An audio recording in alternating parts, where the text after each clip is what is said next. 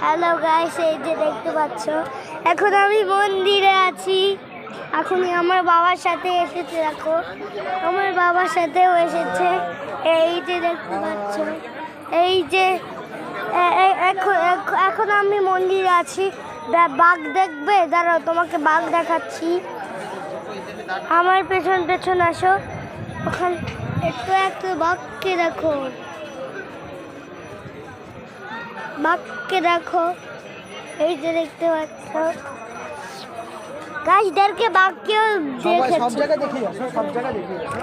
এই যে দেখতে পাচ্ছ, আর একটু মন্দিরগুলোকে দেখো।